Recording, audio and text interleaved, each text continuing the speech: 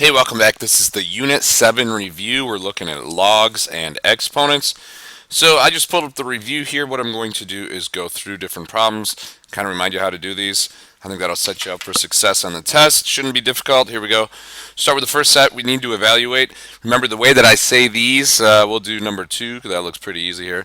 The way that I say these is the exponent I use on 2 to get 16. So it's 2 to some power equals 16. Alright, well, that's going to equal 4. Okay, 2 to the 4th power is 16. We'll do number 3 as well. So 4 to some power up here equals 1/64. Alright, so that's going to be a negative 3. Alright, so you basically just have to say to yourself differently, yeah, there is a way in your calculator that you can just go and plug this in and it'll figure it out for you. So that should be pretty easy. Here we go. Exponential form. So the exponent I use on 3 to get 9 is 2. So they just want you to write it like this. The exponent I use on 3 to get 9 is 2. Alright, so how about 6 here? This would be 5 squared equals x, and we're done. I mean, that's all you can do with those. Now, condensing and expanding. You have to use those logarithm rules, just like your exponent rules here, to try to condense everything means put it all together. Obviously, and expand means take it all apart. So we'll do number 8 here. What I'm going to do is I'm going to bring that 2 up on top of the x. So this is log base 6 of x squared. And then it's minus log base 6 of 7 to the 5th, because remember that coefficient can come up as an exponent. Now that we have subtraction going on, we know that we can divide these two parts right here. So we're going to end up with log base 6 of x squared all over 7 to the 5th. And that is condensed. Expanding. Let's look at 10 here. Whew. What do we got? Log base 5 of all this stuff, square root. Remember, square root is the 1/2 power. So this is equal to log base 5 of x, y, z, all to the 1/2. But I'm going to have to use parentheses there. I'm going to bring that 1/2 down in front. All right, or I tell you what I'm going to do. I'm going to distribute that to each one of these right now. So we're going to get log base 5 of x to the half, y to the half, z to the half. And now, because we're multiplying all of these, okay, how can I rewrite that? Well, there's multiplication. We can write it as the addition of two logs. Alright, so this is all going to equal log base 5 of x to the half plus log base 5 of y to the half plus log base 5 of z to the half. Okay, now all of these 1/2s can come down front. Final answer, 1/2 log base 5 of x plus half log base 5 of y plus half log base 5 of z. Woo, that was fun for everybody. All right, next one, solve. Now, normally when we solve these, one way to do it is to get a common base. It's probably the easiest way. So I know that this one here I can write as 6 to the 0 power. We can do number 11.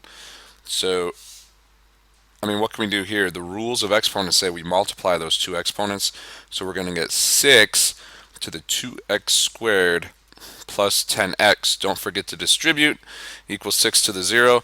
But that gives us, look, common base. That means the exponents must be the same. So we're going to get 2x squared plus 10x equals 0. This exponent has to equal that exponent. Set it equal. You can factor it and solve it. All right, let me keep going here. Number 14. What are we doing here? I don't know what we're doing. Let's divide each side by 10. Divide each side by 10. So the log base 7 of x equals 21/10. So the exponent I use on 7 to get x is 21/10. So if we raise 7 to that power, this is the exponent I use on 7 to get x. So if I use that as an exponent on 7, it should give me x when I'm done. So you raise 7 to this power, so x is going to equal, in this case, 7 to the 21st tenths. How do you say? I don't even know how to say that. That's crazy. Figure that out and round to 3 digits where applicable. So right here, that would be one case where you round it to 3 digits. All right, let's look at number 13. 5x plus 2 equals 20. Subtract, we're going to get 5x equals 18. So now what? I would take the log of both sides. Okay, so the log of 5x equals the log, let's rewrite that, equals the log of 18. So x times the log of 5, because that x can come down front, is going to equal the log of 18. So what's x going to equal? The log of 18 over the log of 5. All right. Other than that, they're all pretty similar. Let's come down here to number 18. Divide both sides by 10. What do we get here? Divide by 10. So we're going to get the log, a lot of base 7 today, of x minus 3 is going to equal 6.6. All right, so the exponent I use on 7 to get x minus 3 is 6.6. If you raise both as a power on 7, you're going to get x minus 3 equals 7 to the 6.6. I think from there you can figure it out.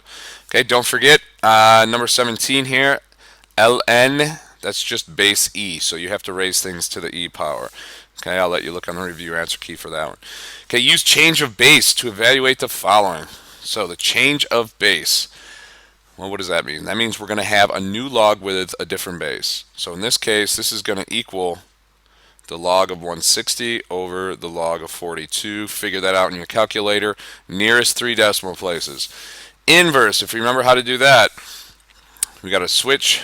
Remember, this is like y equals 8 to the x minus 2, but let's switch x and y, so we're going to get x equals 8 to the y minus 2. So now what? I would take the log of both sides. So the log of x, now let's write it down here. Log of x is going to equal the log of 8 to the y minus 2, but that exponent can come down front, right? So we're going to get the log of x is going to equal y minus 2 times the log of 8. So now what? Divide both sides by the log of 8 and then add 2. That should help you solve that one there. Okay, regarding these applications, remember 7.3, the whole answer sheet has every single application worked out for it. So that should help you figure out those. I mean, basically, it's just plug it in and figure it out. And lastly, these we call these review skills. Remember, we have 2 important triangles. Our 30-60. Oh, that's terrible. That is terrible. That is equally terrible. Where's my right angles today? All right, so 30-60-90. And remember, the sides on 30-60-90, 1, 2, and a radical 3. And then our other one's the 45-45-90, where those are congruent. And that's 1, 1, radical 2. So to solve these, you just set up little proportions here. So I'm going to look at number 2. So across from the 60, let's see, this angle here would be a 30. So across from 30 is 3 radical 3. So we're looking in this triangle, across from 30 is a 1. So 1 is to 3 radical 3. As, and we'll solve it for a first, that's the hypotenuse. So we started over here, 1 is to 3 radical 3 as 2 is to a. Those are both the hypotenuse. And now it's just a cross multiply thing. So when we cross multiply, we're going to get a is equal to 6 radical 3. For b, well, I know that b is the side across from 60. Okay, and that is just whatever the side across from 30 is times radical 3. Alright, so I can take this side here, 3 radical 3, multiply it by radical 3, and I get, what do I get there? 3 radical 3 times radical 3. Radical 3 times radical 3 is radical 9, which is 3. 3 times 3 is 9. That's awesome. Let me do it the other way. Okay, so the other way would be, start over here, 1 is to 3 radical 3.